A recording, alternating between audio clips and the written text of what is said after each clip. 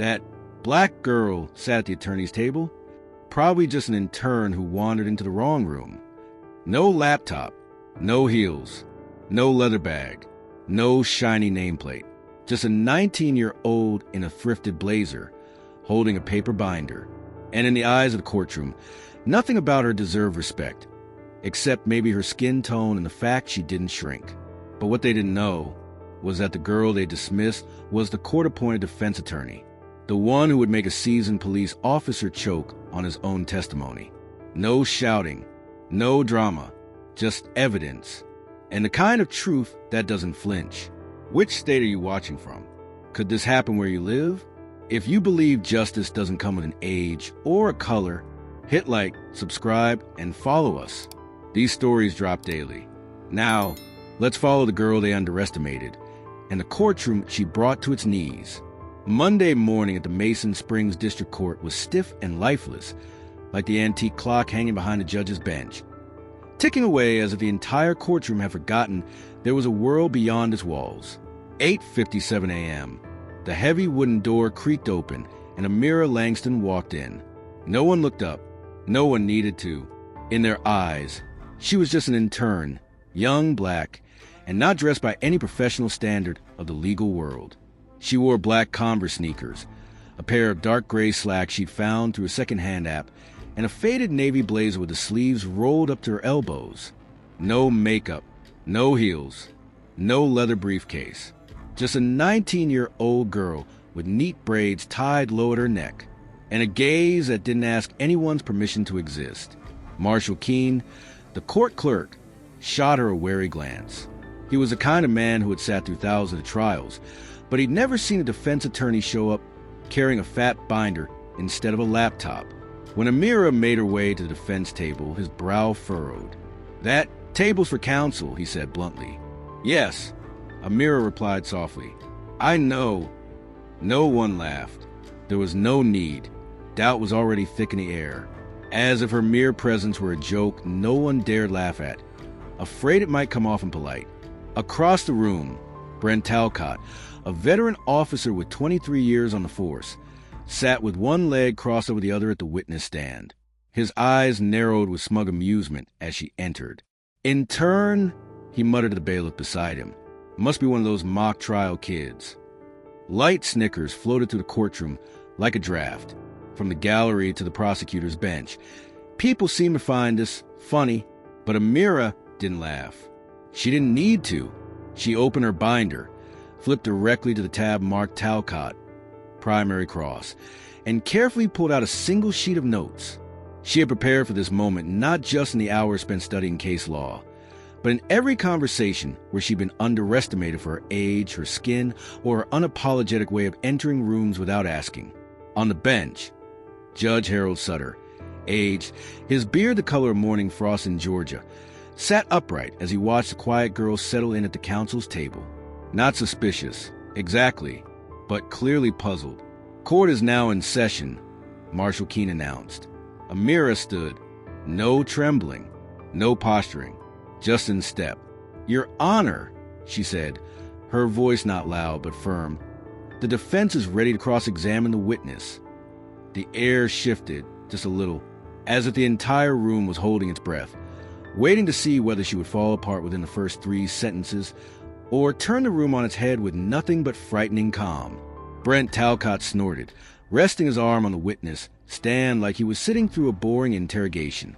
But Amira Langston, she hadn't come to impress anyone. She had come to prove that the very thing they dismissed would be what ended someone's career in that room. The courtroom was silent. Everyone was waiting for her to mess up.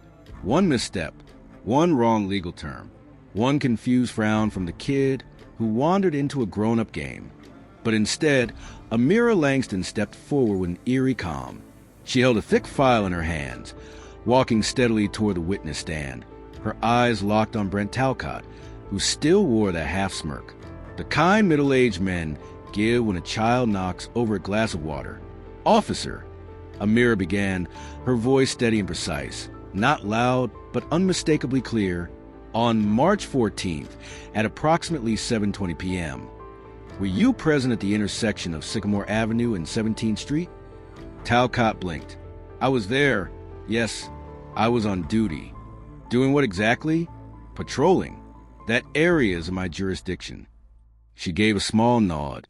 And during your patrol, you initiated a traffic stop on the defendant, Tarek Hollowell, age 27. Is that correct? That's correct. She flipped a page in her binder, then raised a printed still from a body cam recording. Captured from Talcott's own vest. The room stirred. A few people turned to one another. What was happening? Who was this girl? Brent's brow furrowed. Where did you get that footage? It was in that moment Judge Harold Sutter leaned forward, eyebrows narrowing. Excuse me, young lady, just to clarify. You are? Amira looked up, firm, unshaken, not defiant, not timid. I'm the defense attorney for Tarek Hollowell, court appointed at the defendant's request. A sharp what? Escaped from a row behind her. Marshal Keene's hand hovered over his keyboard, frozen. The silence turned glacial. Talcott recoiled. No way. You, how old are you? My age isn't the issue here, Officer Talcott. But I can confirm I'm of legal age to practice, past the Georgia bar, and have been licensed by the American Bar Association since last September. She held up her laminated attorney badge, the sunlight from the window glinting off its glossy surface. Sutter remained silent. He didn't object. He simply nodded, slowly, then gestured for her to proceed.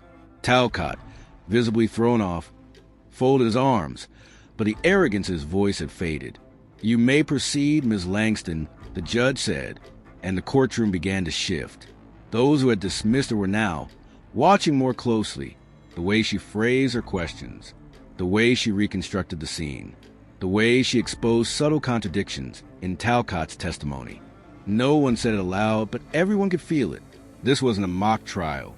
Here stood a young black attorney, alone in a room that had already made up its mind about her, dismantling those assumptions with measured tone, precise facts, and a composure no one expected she could possibly hold.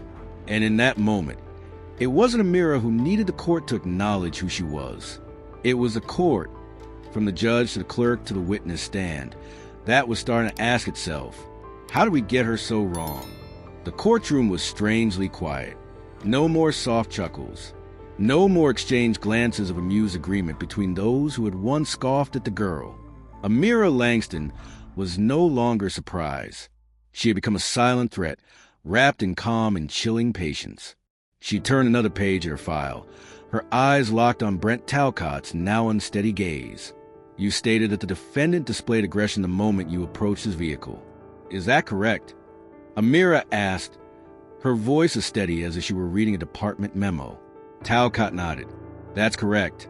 He was uncooperative and muttered threats. Amira raised an eyebrow slightly, as if mentally noting it down. I would like to submit audio evidence from your body-worn camera, retrieved from the Internal Review Division of the Mason Springs Police Department, specifically the segment from minute 103 to 241. Marshal Keene played the clip. Talcott's voice echoed to the courtroom, cold, provocative, out of the car. Now, don't try anything. I don't need a reason to put you in cuffs. Talcott began to fidget in the witness seat. Amira let the clip play in full, then closed a transcript copy in her binder. Officer, she continued, according to field conduct standards issued by Mason Springs PD in 2022, Clause 14.2 states that officers must maintain a neutral tone of voice, free of threats or provocation during all traffic stops. Is that correct? Talcott was silent. Judge Sutter looked up. Officer Talcott? Yes, that's correct. And in your opinion, was your tone of voice in that recording neutral? 1 second, then 2. Brent Talcott looked around, but no one in the courtroom could save him now. No, he finally said, his voice barely escaping his throat. Amira nodded, without the slightest hint of triumph. Next, you stated that the defendant gripped an object resembling a weapon inside his coat pocket. Can you confirm what that object was? No, because at the time... Then, she said, holding up an evidence bag, this is the only item found in the defendant's coat pocket, a pack of mint candy. The courtroom stirred again. A low murmur swept through the audience, but Amira didn't pause. You also wrote in your report that Tarek Hollowell refused to provide vehicle documents. Yet according to the traffic camera footage from the Sycamore intersection, you approached the driver's side window and said, "I don't need your paperwork. I know your type." Judge Sutter straightened in his chair. A subtle shift, but a shift nonetheless. His hand rested on his sleeve, his fingers tapping lightly on the wood beneath.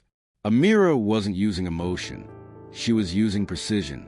Each statement was another brick, and she was building a wall of logic no one could break. Finally, she looked Talcott square in the eye.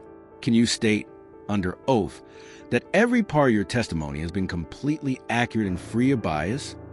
Talcott swallowed hard. She didn't need him to answer.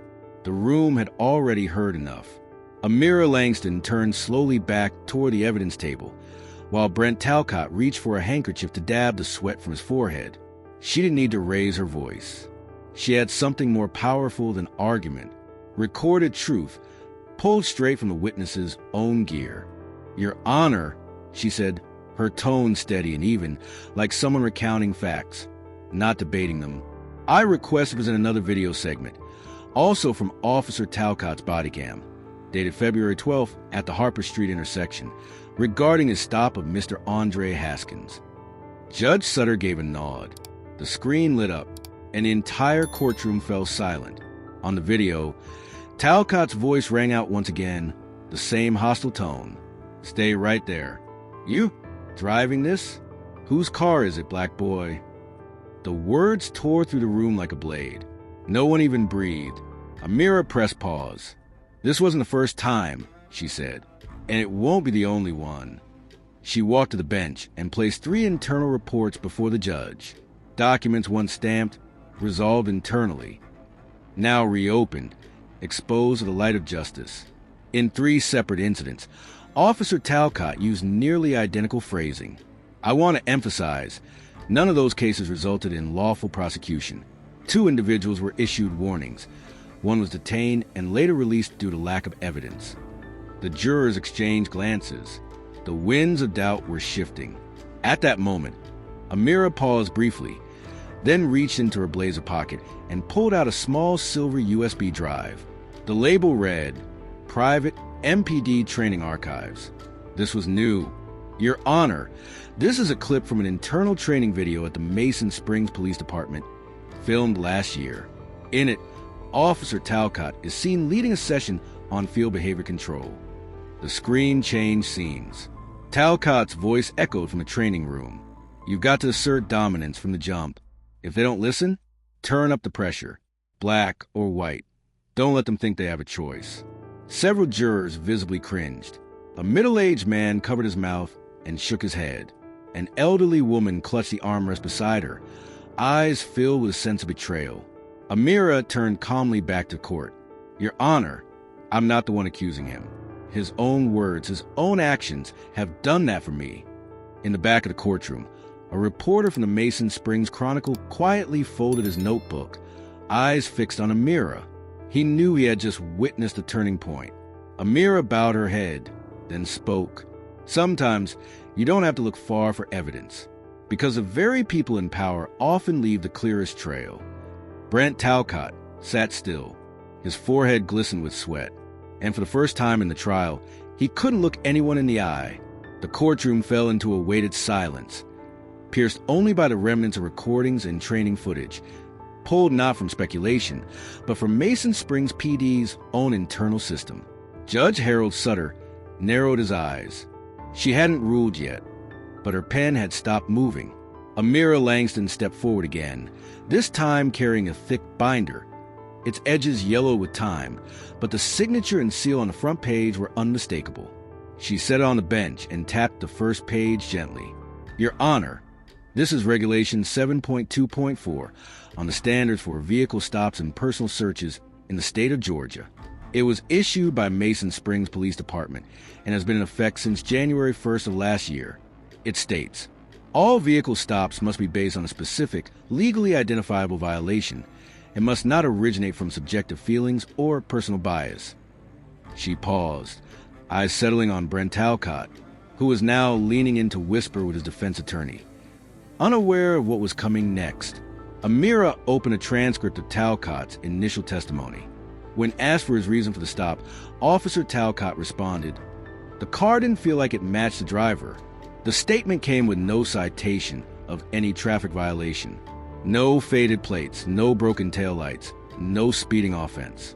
A quiet scoff escaped from the audience. An older black man in a brown suit shook his head slowly. Across the aisle, a white woman in her 60s stared at the wedding ring on her finger, as if trying to avoid the weight of another gaze. Amira continued, her voice low and steady. Bias doesn't always shout. Sometimes it whispers. It disguises itself as professional instinct. But the law isn't written in feelings. The law is written in facts. She pulled out a large printed chart and stood it upright beside the bench. In the past year, Officer Talcott conducted 43 vehicle stops with no clearly stated violations. Of those, 39 involved drivers of color. One juror, a white man with salt and pepper hair, leaned forward and scribbled something in his notebook. The silence in the courtroom was no longer one of anticipation. It was a silence of shifting awareness. Then Amira delivered one final strike. "Your Honor, I'd like to call a rebuttal witness, Lieutenant Frederick Horn, who personally oversaw traffic stop training for the Mason Springs Patrol Division." A tall man in a dark blue suit entered quietly from the rear doors. His hair was streaked with gray, his expression unreadable. But when he saw Talcott, he gave a small nod, like a man who had been waiting a long time for this moment. No grandstanding, just evidence, and a belief that when the right stone is turned over, someone will have to face the light. Lieutenant Frederick Horn sat upright in the witness chair. The courtroom's overhead lights caught on his row of darkened service pins, a quiet reminder that though he was no longer young, his memory remained sharp. Amira approached with nothing but a small sheet of paper in her hand. She placed it on the table in front of him. "Lieutenant Horn, can you confirm your signature on this report, dated October 12th of last year?" Frederick nodded. "Yes, that's a report I filed while serving as Deputy Director of Training in Internal Affairs." Amira nodded, then turned toward the jury. "This report addresses Officer Brent Talcott's conduct in a prior incident, not connected to the current case, in which he used force resulting in spinal injury to a motorist who was later proven innocent." Talcott suddenly shifted in his seat, tension spreading across his face. His attorney started to rise to object, but Amira was already ahead of him. "Your Honor," she said, "we are not presenting this prior case to convict Officer Talcott today, but to establish behavioral pattern, a repeated tendency to overstep." Judge Sutter nodded. "You may proceed, Ms. Langston." Amira turned toward the witness, her gaze direct. "Lieutenant, in your report you wrote, Talcott demonstrates a pattern of overreaction when questioned and fails to fully assess the situation before applying force. Do you see parallels in the current case?" Frederick drew a slow breath, then nodded. "I've reviewed the footage presented in the earlier session, and yes, there are deeply concerning similarities." The courtroom froze. No pages rustled. No footsteps echoed. Only the scratch of pens on paper. And the pounding of Talcott heartbeat. Amira didn't pause. She turned toward the defendant's table, voice steady. "Mr. Talcott, in your initial statement, you claimed that my client was acting suspiciously and speaking furtively to someone else in the vehicle. Yet in the footage from your own body camera, there was no one else present in the car besides the arrestee. How do you explain that contradiction?" Talcott opened his mouth, then closed it again. She didn't let him off the hook. "And in the report you submitted that day, the section noting the arrestee's rights, the box regarding presence of legal counsel was left blank. So you failed to provide the opportunity for legal representation at the time of detainment." Talcott swallowed. The situation was a bit tense. "There is no legal clause for tense situations that permit skipping civil rights," Amira interrupted, firmly. She walked back toward the bench, turning to face the jury. When those entrusted with enforcing the law no longer follow it, the entire system loses meaning. No one asked Mr. Talcott to be perfect. But when a citizen's freedom is taken because of personal bias and repeated patterns of misconduct, that's not an error. It's a dangerous precedent. Her eyes landed on an elderly white woman sitting in the front row, clutching her handbag with trembling hands. She wasn't directly involved, but she understood exactly what was unfolding. No one in the courtroom spoke after Amira's closing, not because they were told to be silent, but because they didn't know what to say. A 19-year-old girl. No shouting, no finger-pointing, no theatrics. She didn't need a performance. All she did was present the evidence, ask the right questions, and let the room fill in the rest. Juror number 4, an older man with a military background, rested his hand over his mouth. His eyes lingered on Talcott, wearing the same uniform he once wore, now stripped down to nothing but exposed pride. It was not a comfortable sight, but just as that heavy silence seemed to stretch endlessly, something unexpected happened. A soft ding echoed from the clerk's phone. The woman gasped and scrambled to silence it, but it was already too late. Amira approached gently. "Excuse me, Madam Clerk, what just appeared?" The woman glanced around, face pale. Video. Someone reposted footage of your client's arrest, but with a new caption. She held out the phone toward Judge Sutter. The glow of the screen lit up his seasoned eyes. He frowned, not at the content itself, but at the sting in his chest as he saw himself in the video. He had presided over the preliminary hearing, and he had dismissed the defendant's first motion because he believed the police report. Amira looked around, then spoke slowly. "I'm not here to humiliate anyone. I don't want anyone's dignity stripped, but I do want to remind everyone of this. If this trial hadn't happened, if these questions hadn't been asked, Mr. Talcott might still be on patrol this morning, and the person pulled over that day could have been someone you love, or someone I love." She stepped back to the bench, resting both hands on the table. "I don't need you to believe me. I only ask that you look at yourselves." The air in the courtroom sank. Some stared down at their hands. Some glanced over at Talcott, now with his head bowed, his bravado gone. Then, suddenly, from the back row, a white man stood. He wore a simple business suit, shoulders slightly hunched, holding a small badge that read, "Observer, Federal Law Academy." He spoke clearly. "I'm not part of this court. I came to observe and learn. But today, I've learned more than in 3 years of law school. You didn't just offend a client. You reminded all of us what integrity means." Amira didn't respond. She simply looked at him and nodded. Outside the courtroom, the sunlight had turned golden across the stone steps. No sirens, no chatter. But inside people's hearts, something had shifted, not through speeches, but through silence when truth walks in and stands still. The final gavel struck in Courtroom 2 of the Mason Springs County Courthouse. "The defendant is found not guilty," Judge Sutter declared, his voice dry, yet laced with something, an awkwardness that clung to every word. He tried to maintain composure, but his face couldn't quite mask the unease of what he'd just witnessed. From the public seating, a breath escaped, not of disappointment, but of relief. The defendant, Mr. Tarek Hollowell, 27 years old, buried his head in his callous hands, not out of exhaustion, but because he knew, after months of being treated like a criminal for the color of his skin, a door had cracked open. Amira Langston didn't raise her fist in celebration. She didn't need to. She simply gathered her files into her bag, stood, adjusted the plain button on her coat, then took one step back, her eyes scanning the room. She didn't look at Talcott. She didn't need to. He now saw himself more clearly than any cross-examination ever could. But what made this trial unforgettable wasn't the verdict. It was a shift in eyes. On the jury bench, an elderly woman took off her glasses, wiping away a tear she couldn't hold back. She had been the one squinting with suspicion that morning when Amira walked in, too young, too plain, and too black. Now, her gaze held admiration and gratitude. At the far end of the room, a young legal assistant fumbled with her laptop, desperately trying to erase her browser history, where just hours earlier she had searched. Is Amira Langston really a student lawyer? At the headquarters of the Mason Springs Police Department, where Brent Talcott was once held up as a symbol of veteran experience, an urgent email was being drafted from the Office of Internal Ethics.